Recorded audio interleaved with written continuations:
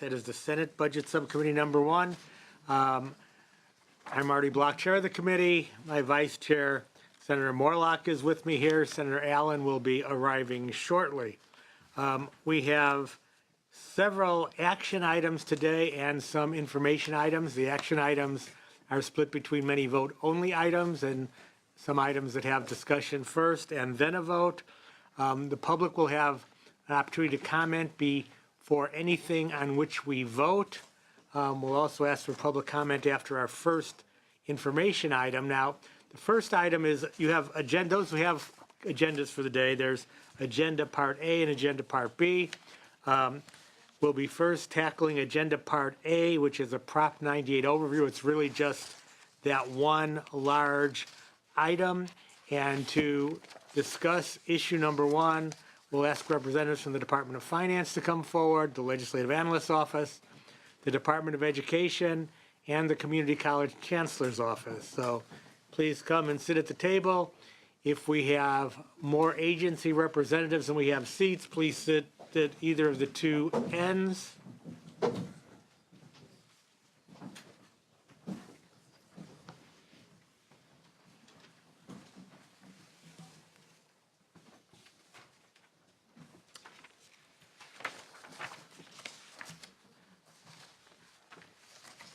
And our first item, again, we're going to take a look at the Prop 98 overall funding, K-12 and community colleges. And by the way, I guess it's appropriate to comment here.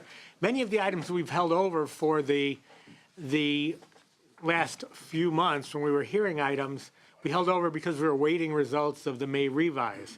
And as we saw last week, the May revise didn't have any significant substantial changes from the January budget. So while we held items open in case there was a great deal of extra money available to do some things, or in case we had to make significant cuts from January, that doesn't appear to be the case. So we are now ready to act on many of those items. But first, we want to have an important foundational overview of Prop 98. And we'll begin with Department of Finance, or LAO, Finance, okay? Good afternoon, Lisa Merzinski with the Department of Finance. You should have received a one-page overview sheet. It's 2 on each side. This handout provides a summary of the May revisions to the Proposition 98 minimum guarantee, and also on the back side is a revision to the spending plans as a result of the changes in the guarantee. So on Figure 1, it really provides a high-level overview of the revenues, the new revenues for May revision, and also the new Prop 98 guarantee levels. So in total, over the 3 years, revenues are declining. The revenue estimates, anyway, are declining by $2.1 billion. Despite this decline, the minimum guarantee is going up by over $600 million. This outcome, very odd as it may seem, is largely due to the years in which these fiscal revenue changes occurred. So kind of depends on what year the revenue changed and which way it changed. So for instance, in 14-15, fiscal year 14-15, revenues are up nearly $500 million, and the Prop 98 guarantee is also up nearly $500 million. And to get us to a Prop 98 level of $67.2 billion. The reason it's kind of a one-for-one is it's a test 1 year, and each new dollar will receive 40% of Prop 98 of the general fund. In addition, there's a maintenance factor payment. And so for every new dollar, it's generally in 14-15 going to be a new dollar of Prop 98. In 15-16, revenues are declining $1.7 billion. In this year, Prop 98 is only going, and I don't want to say only because it's $125 million, but it is declining by $125 million. Again, not the one-to-one that we saw in 14-15. This is because despite the revenue decline, this year remains in a Test 2 year. And Test 2, the inflation factor in Test 2 does not respond to general fund revenues. It's based on per capita personal income. That factor did not change. So the only thing the Prop 98 guarantee is responding to in 15-16 is a reduced maintenance factor payment. So at the governor's budget, we had projected that the maintenance factor would be fully paid in 16-17. At this point, with this change, there's now a balance, also shown on your sheet, of $155 million for maintenance factor. Going into 16 and Prop 98 guarantee will be $69.1 billion. In 16-17, revenues are also estimated to decline by $900 million over our January estimate to a total of $123.2 billion. Yet the minimum guarantee, despite this decline, is going up by almost $300 million. Again, there was not enough revenue change to switch tests one way or the other, so we remain in a test 3. Now, test 3 does respond to changes in general fund revenue, but it looks at the growth in general fund revenue, year-over-year change. So the fact that revenues declined by $1.7 billion in 15-16 and declined by $900 million in 16-17, the actual growth factor increases because less decline in 16-17. So the inflation factor for general fund is higher in 16-17, so the Prop 98 guarantee increases. So less decline is growth. Is growth, correct. So that's the guarantee over the 3-year period. Also, just to note, in 16-17, the maintenance factor balance is now $900 million. It was in $550 million or so at governor's budget, so a change in that. So the guarantee is estimated at $71.9 billion for 16-17. So in Figure 2, it basically summarizes all those available resources. It starts with governor's budget. In governor's budget, there was $5.4 billion in available resources, and those are all the different sources. Your increases in the guarantee, the amount of settle-up payment that you pay, all of the one-time adjustments and technical adjustments. At May revision, with all of those, we're adding an additional $509 million to the total of nearly $6 billion in resources to spend. Figure 3 summarizes those resources into one-time and ongoing. It just compares the spending, the governor's spending plan on the other side, to those available resources. So if I may direct you on the other side of the sheet. So on this side is a detailed accounting of all of the expenditures in the spending plan that ties to the total resources available. There's the governor's budget column, which is what we've included in the governor's plan in January, and then all of the changes to this plan with the available resources in May. So on the one-time, the May revision continues to prioritize providing one-time discretionary funding to K-12 and community colleges. This, to the extent of possible, these discretionary payments go towards paying down mandate claims. There's an increase for K-12 of $135 million in this plan for a total of $1.4 billion toward mandate payments. And for community colleges, there's an additional $29 million for a total of $106 million. There's a new proposal, a one-time proposal included. Go ahead. Did you have a question? Oh, I'm sorry. In this plan, it's to spend $100 million one-time Proposition 98 savings for a K-12 school facility revolving loan program. This program would expedite financial assistance to school districts in need of emergency repairs. The intent of this program is to get displaced students back into the classroom as soon as possible. It's similar in aspects to the emergency repair program that was enacted in the Williams settlement.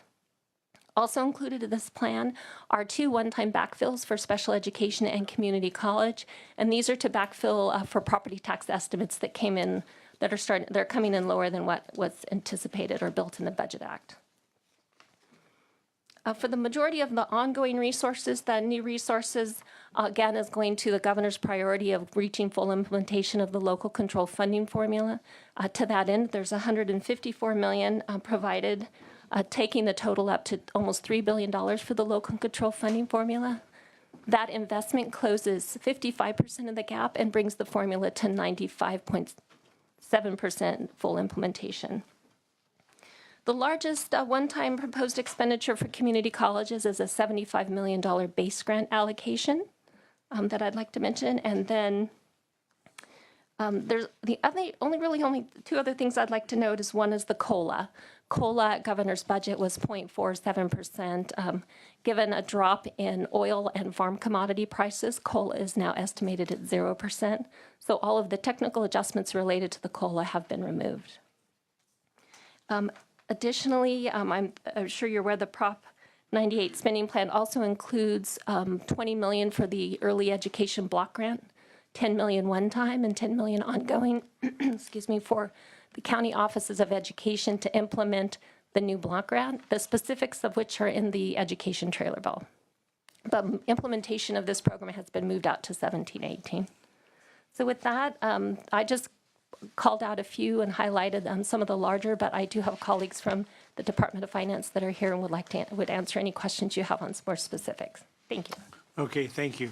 And again, we'll try to hold all questions for the completion of the panel, but today and tomorrow, since we'll be going through a lot of information, if colleagues have any pressing question just on a detail they need to know to help them understand the rest of the panelists, call it to the chair's attention, we'll delve into that. With that, we'll move into Legislative Analyst's Office next. Thank you and good afternoon, Mr. Chair and members. Kenneth Capon with the Legislative Analyst's Office. Yesterday, our office released a brief analyzing the May revision and summarizing our assessment of the key proposals that the administration has put forward. Proposition 98 often makes for an interesting story, and this year's May revision does not disappoint. As you heard the administration say earlier, state tax revenue is down about $2 billion, and the minimum guarantee is up $626 million. In broad strokes, that has to do with the timing of the revenue and the interaction with the Proposition 98 formulas. In 2014-15, the minimum guarantee really remains in catch-up mode from the last recession. The state is making a large maintenance factor payment, and the minimum guarantee is increasing virtually dollar for dollar with any changes in revenue. That's why 14-15 revenue is up $474 million, and the guarantee is up by almost the same amount. In 2015-16, the opposite situation is happening. The Proposition 98 formulas that year are linked to growth in the overall state economy and less affected by changes in revenue. Because the minimum guarantee is not all that sensitive, state revenue can drop by $1.7 billion, but the guarantee only declines $125 million. In 16-17, as you heard, the minimum guarantee is up $288 million. That increase reflects slightly higher year-over-year growth in state revenue compared with January assumptions. So in other words, because 15-16 dropped by $1.7 billion, the change from 15-16 to 16-17 is even greater than what we thought in January. And that higher growth requires a corresponding increase in Proposition 98 funding. Our office also recently released our independent assessment of the minimum guarantee and our forecast for the next few years. If you turn to Figure 2 on page 4 of our brief, we compare our estimates to those of the administration. As you'll see in that figure, our estimates are up about $200 million in 2014-15, virtually identical in 2015-16, and up $106 million in 2016-17. Across the 3-year period, that means our estimate of the guarantee is up $205 million. Those differences primarily relate to differences in our estimates of state revenue. We estimate state revenue as a few $100 million above the projections the administration has for 2014-15 and 2016-17. And that higher revenue is bringing up the guarantee by a corresponding amount. Compared to the overall amount of funding at stake, though, our estimates of the minimum guarantee really are very similar. And that has to do with our office and the administration, I think, have a similar view of what's likely to unfold in the economy in the near term. Both our office and the administration are assuming a continuation of the current economic expansion, as well as a continuing decline in the state unemployment rate. Given that we've differed from the administration by billions of dollars in the past, this year was really remarkably close. One difference I will highlight concerns our estimates of local property tax revenue. Compared with January, you might remember we had some discussion about a very large difference. Our estimates were about $1 billion above the administration. That gap has narrowed quite a bit. Our estimates have come down a little bit. The administration has brought its estimates up a little bit. And now we are only about 350 above the administration's estimates. As you know, and I've talked about in the past, local property tax revenue does offset the amount of general fund the state is required to provide to schools. So although our higher property tax revenue wouldn't have much effect on the overall guarantee, it would free up more state general fund. Finally, turning to some of our specific proposals, we have a chart on page 38 of our brief that goes through our recommendations, at least as it pertains to K-12. So I won't cover that chart in complete detail. I'll just give you a few highlights. As you heard, the administration is proposing to increase funding for the local control funding formula by $154 million. That builds on the progress the state has made over the past few years. It brings funding to 96% of the target level, and we'd recommend you adopt that proposal. The administration also proposes an additional $135 million toward the K-12 mandate backlog. Paying off this backlog has been a high priority for the legislature and the administration the past few years, but most of this funding would go toward districts with no outstanding mandate claims. We'd recommend you adopt the dollar amount, but pursue a more strategic approach to retiring that backlog. The administration proposes $100 million for a new revolving loan program for emergency repairs. We'd recommend you reject this proposal. We think it's unnecessary given that the state already has a facility hardship program. And lastly, the administration is proposing $3 million to start replacing SACS, which is the state's financial software that school districts use. We would recommend rejecting this proposal. We think this would circumvent or undermine the state's traditional oversight process for IT projects, and we don't see a compelling reason for the state to do that. We also have a number of recommendations related to the community colleges and the early education proposal, and I'm happy to have our other analysts come up and speak to those if you have questions about those. Okay, thank you. Move now to Department of Education. Good afternoon, Deborah Brown on behalf of State Superintendent of Public Instruction, Tom Torlakson.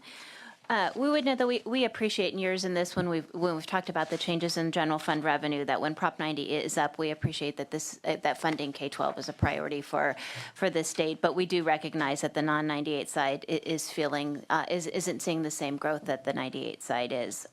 We do support the continued investment in the local decision making part of LCFF, so appreciate the administration's continued investment in that and support that. We would also support providing $73.3 million to increase funding for after school, as we spoke to at a previous hearing. We believe that this complements the school day and will help improve full day support for our students most in need. On the one-time funding, we do support the continued funding for paying down debt and providing resources for schools, and would ask for consideration around having some of that go to help districts implement with standards implementation, as we do see in these years where we're really implementing the new Common Core and GSS standards, that there is a need for some additional resources. On the early education proposal, we do appreciate that the administration has done extensive outreach, and there are some aspects that we think are positive, which is really around the local promotion of quality through the QRS, but we are still concerned about some fundamental provisions, and they're really around the idea of no new resources and then the elimination of the TKs. We do support the emergency revolving loan fund. We do see a need for that program, and in that we would ask for consideration around some resources for administrative costs for the department to administer the program. We also support the $10 million provided for the to help make a gain in addressing the teacher shortage issue, and would note that we do support the Department of Finance proposal around the SACs. We think that it's far past time to have that system updated, and think this is a good proposal. Thank you. Thank you. And lastly, we'll go to the Community College Office. Great. Thank you, Chair. Members, Mario Rodriguez with the California Community College Chancellor's Office. Echo the comments of Ms. Brown, very supportive of the May revise. Lucky to be in Prop 98. It's been a good year for us. I'll call your attention to just a few adjustments that are made in the May revise. One of them is the $75 million base increase that Ms. Mrzinski mentioned. That's huge for us. We received $267 million in this year's budget. You know, if you remember during the recession, our apportionments item, which is the bulk of the funding that goes towards college operations at community colleges, took roughly $1 billion decrease. And when you're talking $7 billion, $1 billion is a significant portion or a significant percentage. This $75 million will go a long way to making up that lost purchasing power that we lost during the recent recession. So we're very excited and happy about that.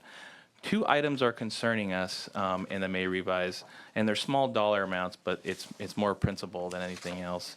There's $3 million included for inmate e-reader textbooks, and that's a concern for us. We have many needs in our system, and because I'm the fiscal policy guy, I tend to hear about all of them.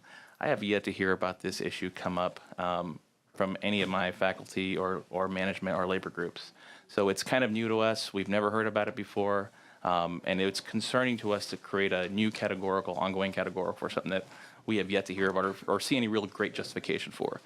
Additionally for that, we've talked about in the past about the need for Prop 98 to go into the classroom. We completely support more financial aid for our students. We believe that should come through the Cal Grant program as opposed to being funded out of Proposition 98. And so while it's only $2 million in the budget, it just goes against what we believe Proposition 98 should be for. Like I said just a few minutes ago, we still are recovering from huge cuts during the recent recession. That's where we should be reinvesting Proposition 98 at. And then finally, the only thing that's really missing from this budget that's been a part of our Board of Governors ask has been funding for faculty, both full-time faculty, increasing the amount of full-time faculty that are teaching instruction or that are completing instruction. A lot of the instructions currently provided by part-time faculty. And then also part-time faculty office hours, allowing paying the part-time faculty to also stay on campus to hold office hours is a huge component of student success. But overall, we're very happy with the budget and happy to take any questions. Thank you. Okay, thank you. Thank you all for the presentations. Just following up on one point just made by community colleges, your concerns about funding for instructional materials for incarcerated adults. The LAO shares that concern, it looks like, in your analysis on the last page. Yes, that's correct. And we can have our community college analyst come up and give you more detail if Yeah, that would be helpful. that'd be helpful. And then I want to hear from finance, the opposite position.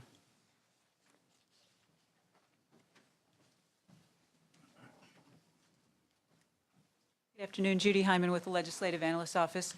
We agree with the Chancellor's Office that very little information has been provided with this request, and we would suggest that if you wish to consider it, you ask the Department of Corrections and Rehabilitation and the Chancellor's Office to come back to you next year with a better fleshed out proposal. Some of the concerns we've heard are that even though CDCR has e-readers available and has content on them, first of all, the content expires at the end of a term. It's like a leased textbook. Second of all, students can't take them back to their cells to do homework at night. They have to leave them locked up. So many faculty prefer print materials that don't have those disadvantages. We also suggest that you consider linking this problem, with the proposed zero textbook cost degree initiative, should you approve that, and that you could include in its priorities a component to provide open educational resources for this purpose, for courses that are taken by inmate students that could be used on those e-readers. Thank you for that.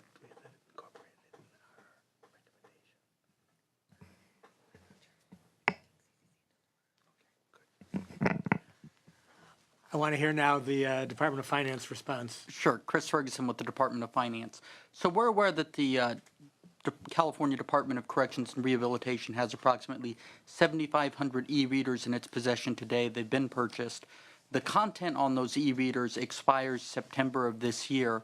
What this $3 million augmentation would provide for is the ability to purchase instructional materials to place onto these e-readers for use in courses, to provide community college courses to inmates. These are already being used for this purpose. We know that inmates are actively taking community college courses via distance education using these e-readers. We think it's an appropriate use of Prop 98, and it would enable community colleges to continue to offer instruction to incarcerated adults. Sounds reasonable if you have the e-readers to provide content for the e-readers. What's the problem? So we don't have a policy concern with providing content to the e-readers. What we have a concern about is, there's only a certain number of community colleges that actually participate in this kind of education. And because of SB 1391, Hancock from last year or 2 years ago, they have ability to claim state apportionment for that. They should be using their own resources. So what I don't want us to do is use Prop 98 resources to support 5 districts when the other bunch that aren't using this couldn't benefit from these resources. If they're getting state apportionment for it, they should be able to pay for the instructional materials that go along with that. Finance? So, again, we think that this is a reasonable approach to use $3 million to purchase this material for use in these courses. I'd also add to Ms. Hyman's point that the language surrounding this item encourages the use of open educational resources on the e-readers, which are free resources, and we've written it in a way to say that it's up to $3 million. So to the extent that there are free materials that can be used, we leave that discretion to the faculty that are teaching these courses, but we would certainly encourage the use of free materials as well, and the language, the provisional language for that item reflects that. Okay, anybody else want to comment on this right now? Yeah. Just maybe one more comment. I think, you know, in addition to the equity piece between the 72 districts that I talked about earlier, this seems like it might be better either, you know, with Ms. Hyman's suggestions, either we take a year and think about it, which is what we probably prefer, but even if not, not creating an ongoing categorical for this. You know, if there is a chance to bake this into the Z degree kind of proposal, that'd be our preference, as opposed to creating an ongoing categorical for something that we just don't have justification for to feel like it's a good use of resources for our system. Okay. Which would result in the basically non-use of 7,500 e-readers for at least 1 year, because the content that's provided on them expires in September of this year. Anybody, Ms. Hyman? Just to round it out, there seems to be some disagreement between the community colleges, inmate and reentry education program folks and CDCR about to what extent these e-readers currently are being used for community college classes, because the community college program reports that actually very few are being used for that purpose. The selection of instructional materials for a course are the purview of each individual faculty member who teaches the course. And to date, it does not appear that sufficient discussion has happened bringing in the faculty into this decision, which is why we thought it might make sense to step back and have a more thorough discussion with the academic senate or the involved faculty members. For LAO or Chancellor's Office, if the $3 million was repurposed for something else other than the e-readers, you'd mentioned, I mean, it's a really small amount for the whole budget, so you mentioned part-time faculty office hours and some other things. Where would you like to see it put? That's exactly right. At that amount, if we're only talking $3 million, part-time faculty office hours would be a great place for it. Okay. All right. And it is, we don't take more time with this unless my colleagues have more questions on this topic, because it is a small part of the budget, but it's one where there seems to be a lot of disagreement. So thank you. Other questions, comments? Senator Morlock. Thank you, Mr. Chair. Ms. Dominski, on your worksheet, do you have support work papers or slides that explain test 1, 2, 3? Is there? Yes, I do. Quite a bit. Would it be okay if you sent those to my Sure, office? sure. And the LAO also has an extensive website that has a nice overview of the Okay. Prop If 98 you as can well. give me But the I link, do have that'd be some great. training materials. And then on your figure 2 and 3, these available resources, how does this 5.9 fit in with the 71.9? So if you look at the middle figure 2, and you look at the 16.7 increase over 15-16 Budget Act, there's a $288 million increase. That $288 million increase is from the 16-17 revised. That $300 million that I just kind of rounded is 288. So the first part of the chart shows the increases in the minimum guarantee, and those are the available resources. Those are kind of new resources. The guarantee grew. We now have that to spend. And then the second part of the chart just is kind Maybe of... to interrupt you. Sure. Because, you know, all I have is this and this. This is what I get, 2 hours ago. So I'm trying to figure out what is 5.9, how does it, I mean, you give me all this detail, but how does So- that fit in with the 71.9 overall? So the $71.9 And billion. maybe there's a link to a website where I can Well, I don't know about that one. This one's a little bit more technical and confusing. So the $7.19 billion is, and if you look down at the chart, in the second chart, there's the thing that says 16-17 increase over 15-16 Budget Act. The 71.9 billion is 3.5 billion more than 16-17 or the 15-16 Budget Act. So So when we're budgeting, we budget, you're at your 15-16 budget act, you've spent to that level. So anything now that comes in higher as the guarantee increases, it now becomes available to spend.